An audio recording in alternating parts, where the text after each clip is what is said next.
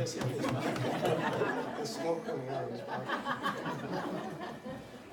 mouth. After that, we went to the Berg building, and that building is out where the mall is now, and that was a construction shop. And on Saturdays, the Berg family would sweep it up, and the front half would be available. Sometimes I got drafted. I'm sure Larry got drafted to go out there, and the rest of your brothers and so forth to go out and help sweep that up. And then we also went to the City Hall, basement, where now you'll notice some common thread here. The Oddfellows Hall, gone. Baptist Church, gone. Farm Bureau, gone. Berg Building, gone. City Hall, gone. Something about us having church there just I think today they would have them speak something about some chemical disease, I suppose. We also had it in the library basement. That building is still going strong, the library basement. When we built the new church, my dad one Saturday afternoon says, "Come on, let's go up to church. You want to watch a bulldozer?" Well, wow, that was big excitement if you watch a bulldozer. So I got to come up to this site right here, and there was a bulldozer, and what the bulldozer was doing the rough grading on this facility right here, and my dad knew the guy, and he talked to him a little bit, and he was just done at that time, and my dad was on the billing committee. And he said, "What's the charge for that going to be?" He said, "Well, my usual rate for me and the bulldozer is $10 an hour." And he says, "But for you, for the church, I'll only charge $25 for the whole day." Imagine $10 an hour, what that would get nowadays. Jack, let's see, Jack got me in trouble. Oh yeah, Jack. He got me in trouble before too. I was in 7th grade, 8th grade, we were taking a Sunday school class in this building, in the original building. And Bob Burke was my teacher. And they had a system at that time where you could earn 100 points each time, and then at the end of the year, you'd have points that were kind of like worthless. But anyway, you got some points, and you always only have points. So you got 25 points just for showing up, 25 points for staying for church, 25 points for knowing your lesson, having read your lesson to be prepared, and 25, and this is the hard one, 25 points for conduct. and with Jack there, I just never got the 25 points for conduct. And I always thought I deserved at least more than he did, but Bob would group us together. So one morning, Sunday morning, my mother saw that I was getting less than 25 points, and she said, "You're going to get 25 points from now on in conduct." So went to Sunday school that day and got all done. And Bob Berquist took out his grading book, and he wrote down 25 for attendance, 25 for knowing your lesson. And he said, "You going to stay for church?" And I said, "Yes." And then he wrote down something else, and I said, "Let me see that." And he'd written down 15. And I said, "Mr. Berquist, I can't be any better than I was today." This isn't perfect. And he said, "Okay." And he took his pencil and he wrote the 15. He made it into a 25. Oh. And then when I told my mom, why, then I was off the hook on her. The church has been a wonderful influence in this community for 70 years now. And it's a big event in our family, this church, and the friendships and all the people that we've gained in our relationship with the church. So thank you all for being part of the church. Thank you.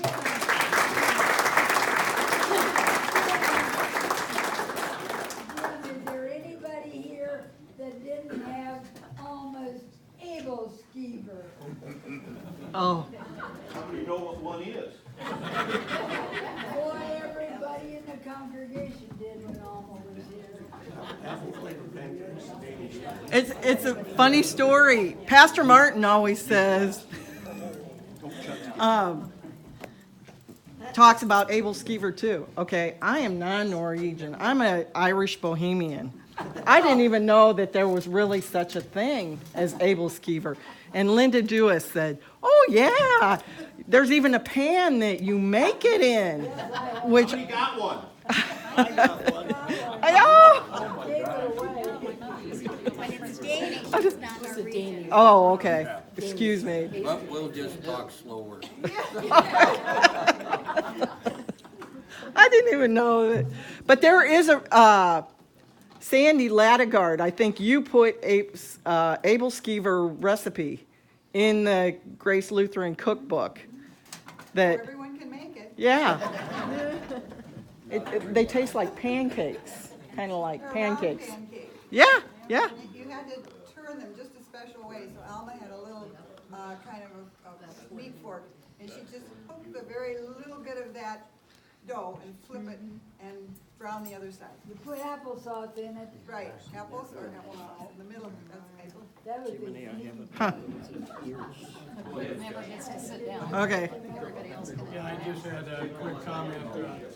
One thing I remember when we got our new organ, I was sitting on the side, one side of the church, and across from me was Lauren Hovland, and he leaned, after we brought in Kent Tridle to break in that organ, and Lauren leaned over to me and he said, "Boy, you sure knocked the dust out of that, didn't you?"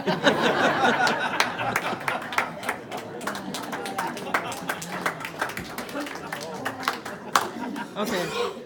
The significance of the chicken and noodles. Ask Diana Sanders. There she Go comes. ahead.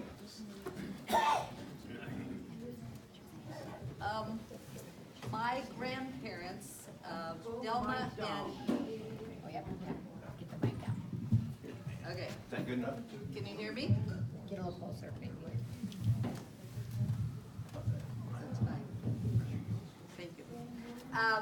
My grandparents, Delma and Albert Hike, were also first members of this church. And my brother and I were two of the first babies baptized here.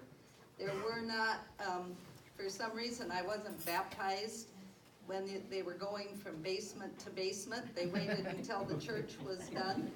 And then in 1968, I was the last wedding in the old church before the new church was opened. But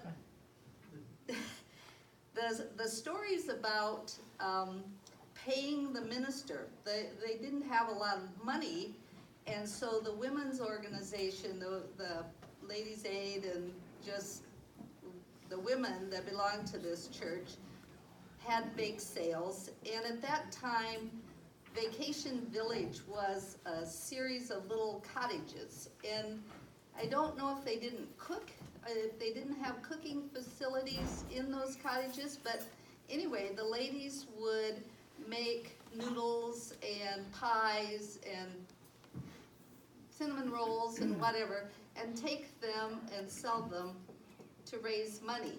And Lee Anderson, I remember my mother and Lee Anderson having a panic attack one day because Lee had made a chocolate cream pie from scratch. And she told my mother after she got the pie made, she wasn't sure if she had used the recipe correctly, and that the man that had eaten the pie had died that night. And so they were absolutely positive that that chocolate pie had caused his death. I don't know who the man was or how he came to have the pie, but I do remember I wasn't very old, and they were having quite a time about the chocolate cream pie. Oh.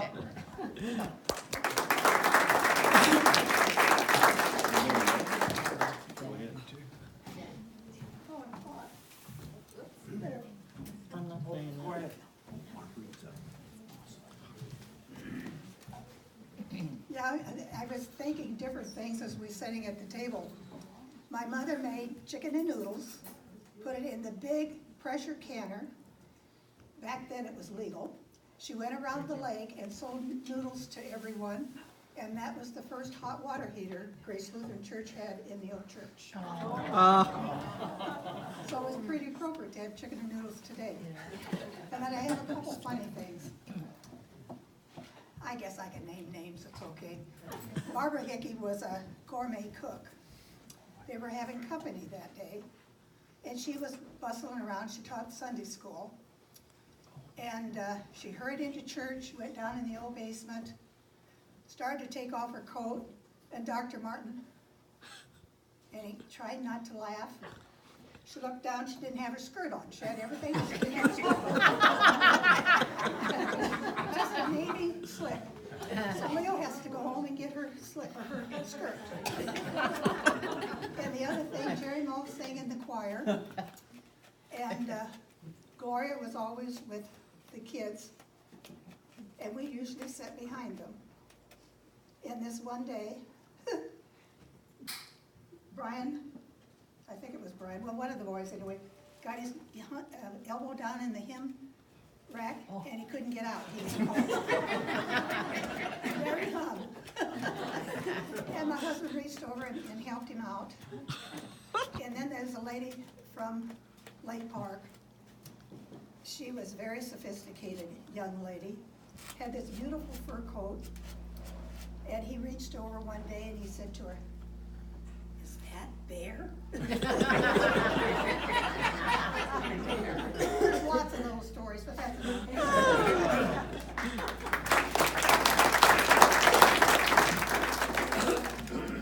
Anytime, stand up. She told me to come early so I could get something to said.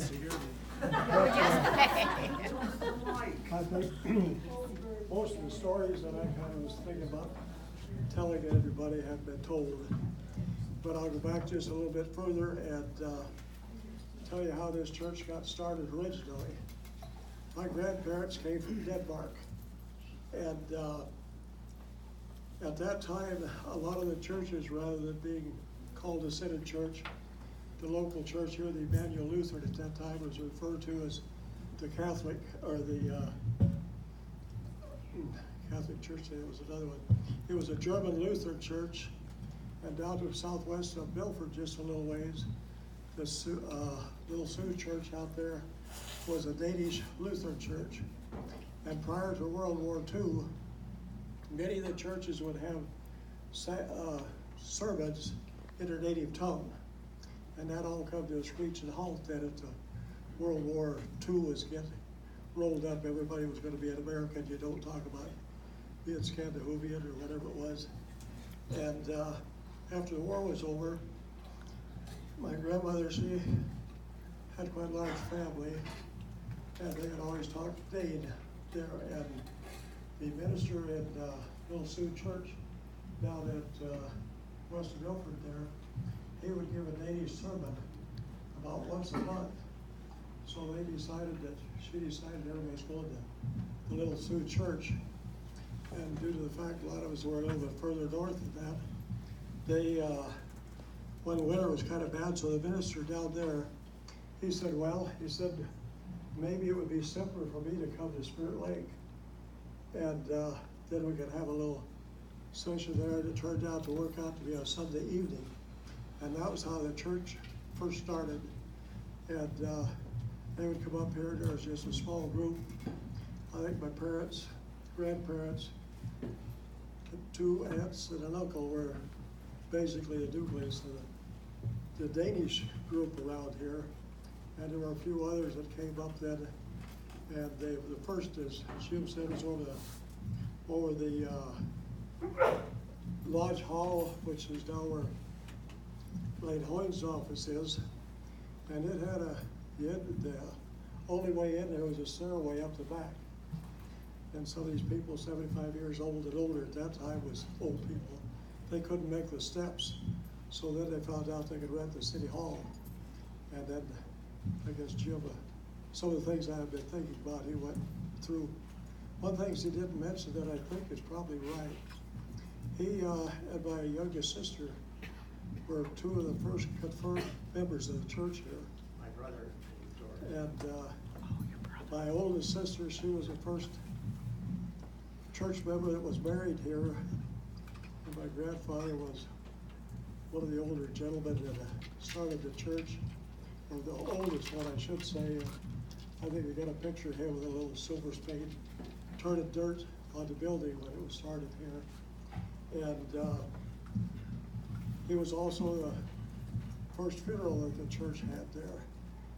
But that was kind of the way it started.